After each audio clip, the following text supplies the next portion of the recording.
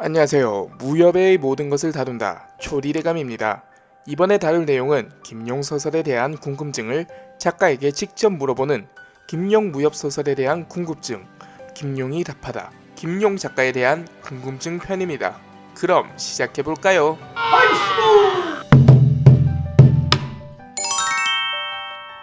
어떤 소설이 당초 계획한 것과 다른 방향으로 나가 후회한 적은 없습니까? 없습니다. 다만 결점이 있는 곳은 수정할 것입니다. 이전에 자신이 창작한 소설을 되돌아보면 어떤 느낌이 드십니까? 막 작품을 쓰기 시작한 것은 연재하기 위한 것이므로 쓰는데 바빠 어떤 것은 세밀하지 못하여 지금은 몇몇 작품을 잘 수정하고 싶습니다. 쓰면서 생각하십니까? 아니면 구조를 완성한 후에 쓰십니까? 큰 틀이 사전에 되어야 그림이 잘 나옵니다. 세밀한 것은 쓰면서 생각합니다. 소설의 무공초식과 명칭은 어디서부터 영감을 얻는 것입니까? 초식의 명칭은 책으로부터 얻은 것으로 항룡 18장의 초식은 역경으로부터 영감을 얻었고 어떤 것은 스스로 생각해낸 것입니다. 비교적 특별한 명칭을 좋아하지 않는데 일반 무협소설에서 쉽게 볼 수 있는 흑호투신과 같은 종류는 매우 평범한 것으로 독자들의 상상력을 이끌어내지 못하므로 좋아하지 않습니다. 15권의 책을 연관성 있게 할 계획은 없습니까? 없습니다. 그럴 필요 없다고 생각합니다. 고심해서 시대적 연관성을 넣더라도 오히려 좋지 않습니다. 한 대육 작가가 김용 선생은 삼국지 주유에 주목하고 있다고 한 말을 들은 적이 있습니다. 사실입니까? 주유에 대한 선생님의 평가는 어떻습니까?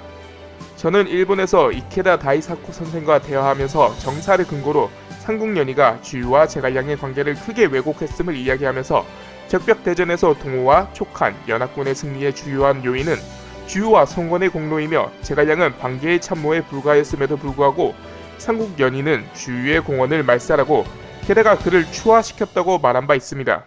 제가 다른 삼국의 역사소설을 써 주유, 조운, 고홍, 육손, 양호 등의 사람의 지위를 높이더라도 삼국연의가 이렇듯 잘 써지고 사람들의 마음속에 깊이 들어갔으니 제가 다른 역사소설을 쓰더라도 나간중 선생에 미치지 못할 것임은 자명한 일이고 이런 생각 때문에 실행에 옮기지 못한 것입니다. 나중에 만약 제가 역사평론을 쓴다면 이런 역사적 고사에 대해 서술해보고 싶습니다. 어떻게 한 편의 무협소설을 쓰십니까? 어디에서 소재를 취하고 구성하시는지요? 장편소설의 구성은 세밀하고 복잡하므로 쉽게 뒤로 가면서 앞부분의 것을 잊어버릴 수 있는데 오히려 전후가 호응하고 안배가 교묘하니 어떻게 하면 이런 세밀한 배치를 할 수 있는 것입니까? 제가 소설을 쓸 때는 하루에 한 단락을 쓰거나 한 번 쓸 때 2, 3년을 썼으니 어쩔 때는 뒤에서 앞에서 무슨 일을 했는지 복선은 뭐였는지 읽거나 해서 나중에 보충하기도 합니다. 오히려 독자들이 고칠 수 있게 해준 것이지요. 작가님의 소설 속 기예, 무공, 의학, 불학은 모두 깊은 수준의 연구가 있어서 사람들로 하여금 감탄을 금치 못하게 합니다. 현실에서의 생활 속에서 어떻게 이런 심오한 공부를 하신 것입니까? 소설을 쓴다는 것은 아는 것을 쓰는 것으로 알지 못하는 것은 쓸 수 없으니 글을 가르치는 것과 같은 것입니다. 만약 학생이 질문을 했는데 알지 못하면 안 되는 것으로 무협소설은 완전히 작가가 통제하는 것으로 자신이 모르면 책 속의 인물도 역시 알지 못하는 것입니다. 소설을 쓰면서 천천히 찾아볼 수는 있지만 만약 찾지 못한다면 병도 약으로 바뀌게 되는 것입니다. 우상으로 존경하는 사람이 있습니까? 역사상으로 저는 악비를 무척 존경합니다. 그는 국가를 위해 쓰며 외적에 저항했고 자신의 이익을 희생했지만 마지막에 억울하게 죽임을 당했습니다. 사마천과 사마강도 무척 존경합니다. 소설 속의 인물들은 어떻게 돈을 벌어 생활합니까? 어떤 사람은 표국을 운영해 돈을 벌지만 이것은 비교적 가등의 것으로 마치 무당파처럼 어떤 문파는 지주계층이므로 스스로 생활할 수 있습니다. 어떤 파벌은 비교적 공공한데 이건 마치 화산파의 영어충과 흡사합니다. 만약 사부가 돈을 주지 않으면 술도 못 사먹는 것이지요. 대체로 혁객들은 가난한 사람이 많습니다. 경제활동은 무협소설의 주요한 제재가 아니기에 생략하고 쓰지 않는 것입니다. 현실 생활 속에서 무협소설에서와 같은 기질과 개성을 지닌 사람을 찾을 수 있을까요? 저는 찾을 수 없을 것이라 생각합니다. 소설 속의 인물 성격은 과장된 것으로 사실 그렇게 사랑스러운 여성과 남성은 없는 것으로 모두 현실적이지 못한 것입니다. 무협소설에 있어 당신은 이미 거목입니다. 작가님께서는 무협소설이 어떻게 발전하리라 보십니까? 무협소설의 장르는 그리 밝지 않습니다. 무협소설이 만약 주의를 기울여 다른 애정, 역사, 고사 등의 넓은 범위의 다른 재질을 흡수한다면 마땅히 전도가 있겠지만 현재 작가들은 고대에 대한 지식과 연구가 부족합니다. 어떤 학자는 당신이 가장 주목하는 것은 인성의 탐구라는 주장을 했는데요. 모든 문학의 발전은 인성에 대한 탐구에서 비롯되는 것입니다. 문학의 출현으로부터 지금에 이르기까지 문학의 가장 기본적인 공능은 인간의 성격의 탐구와 인간의 정서를 묘사하고 인간의 마음을 연구하는 것입니다. 작가님의 소설은 전 세계적으로 가장 많은 중국인 독자를 가지고 있습니다. 그런데 왜 자신의 작품의 문학적 지위를 긍정으로 보지 않는 것입니까? 저의 소설은 학자들이 찬양하는 그런 좋은 수준은 아닙니다. 이는 겸허의 말이 아니라 자신에 대한 평가는 낮을수록 좋은 것입니다. 저는 신문 제작자로 소설은 저의 부업입니다. 언론인의 본업은 사실의 정확한 보도로 사실에 충실하고 거짓을 꾸며내서는 안되며 흰소리와 빈말, 이것은 신문의 제작에 있어서 가장 범하지 말아야 할 것으로 이렇게 한다면 독자들에게 죄스러운 것이며 자신의 양심에도 미안한 것입니다. 처음 사람들이 기막을 제기했을 때에 농담하는 것이라 생각했고 저 자신 스스로도 감당할 수 없는 것이라 생각했습니다. 당신의 작품이 무슨 이유로 각계각층의 독자를 흡인하는 것이라 생각하십니까? 저는 중국의 역사 배경과 중국 전통 예술의 표현 방식으로부터 문학 작품을 창작했고 중국인들은 이에 친밀한 감정을 느낀 것 같습니다. 저는 항상 생각하기를 현재 중국어로 된 중국 소설은 매우 많지만 사상과 감정의 표현은 외국의 방식이라 외국의 유체 물감으로 중국화를 그린 것과 같아서 도구와 수법의 방식은 모두 외국의 것입니다. 서양의 유체화로 중국의 수목산수화를 그린다면 중국인들이 느끼는 감정은 그리 좋지 못할 것입니다. 저의 무협소설은 뛰어나지는 않지만 중국인들이 저의 소설을 보면서 친밀감을 가지는 것은 마치 어루를 한번 들었다고 중국 음악을 아는 것은 아니듯이 바이올린과 피아노를 한번 들었다고 서양 음악을 아는 것은 아닙니다. 방식과 수단이 같지 않기 때문입니다. 당신의 인생관은 소설 속에서 관철되었다고 생각하십니까?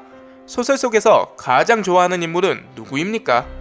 저는 불교 신자이지만 불교를 소설 속에서 관철시키고자 하지는 않았습니다. 사저용웅전의 곽정은 불가능이란 없다고 생각하고 이런 용감하고 직선적인 성격은 육아의 가장 좋은 일면을 반영하는데 매우 강직하고 굳센 것입니다. 소강호는 도가 사상의 반영이고 천령팔부는 불가의 반영이지만 저의 인생관은 아니며 중국 고대의 사상은 복잡한 것이며 사상에 있어 다른 점이 많습니다. 만약 우주선을 타고 우주로 가는데 책만 가져갈 수 있다면 당신의 무협소설을 가져가겠습니까? 만약 그렇다면 어떤 책을 가져가시겠습니까? 전 제 작품을 고르지는 않을 것입니다. 자기가 자신을 보는 것은 재미없는 것입니다. 책을 가져갈 수 있다면 셰익스피어 전집을 가져가고 싶군요. 무공을 배우신 적이 있거나 혹은 강호의 사람 혹은 무림의 고수들과 사귀신 적이 있습니까? 아니라면 어떻게 그렇게 쓰실 수 있는 것입니까? 무공을 배운 적도 없으며 무술인가 교유한 적도 없지만 그것은 전혀 중요한 게 아닙니다. 여성을 쓰는데 여성이 될 필요가 없으며 기녀를 쓴다고 기녀가 될 필요는 없는 것입니다. 많이 읽고 많이 관찰하고 많이 체험하면 되는 것입니다. 죽음에 대한 생각은 어떠십니까? 저는 불교를 믿는 사람이라 사후에 윤회가 있다고 믿습니다. 하지만 절대적인 믿음은 아닙니다. 당신의 문학은 어떻게 창조된 것입니까?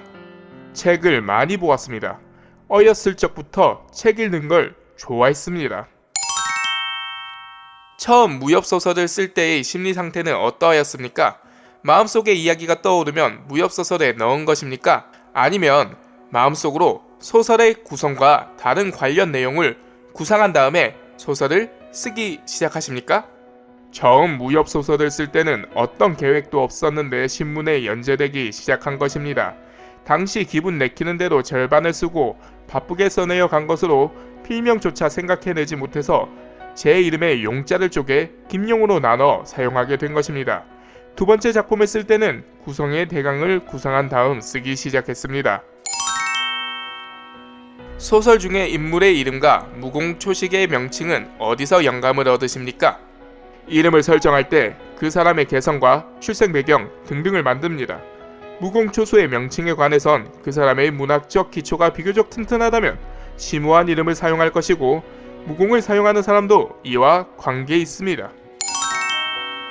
소설 속에서 많은 부분이 무법 세계인 무림을 묘사하고 있는데요. 강호의 은원으로 살인하는 것이 도덕적으로 죄가 되지 않나요?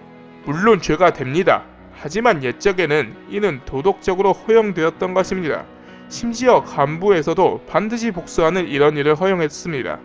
지난 시대에는 만약 부모의 복수를 하지 않는다면 세상 모든 사람들이 멸시했습니다. 이탈리아 시칠리아 섬에선 지금도 이런 관념이 남아 있습니다. 도덕적으로 무리민이 중시하는 것은 무고한 사람을 함부로 죽이지 않고 무공을 못하는 사람에겐 출수하지 않는 것입니다. 이렇게 김용 작가와의 즐거운 인터뷰 시간을 가져보았습니다. 구독자 여러분, 재밌으셨나요? 그럼 다음 시간에 뵙도록 하겠습니다. 감사합니다.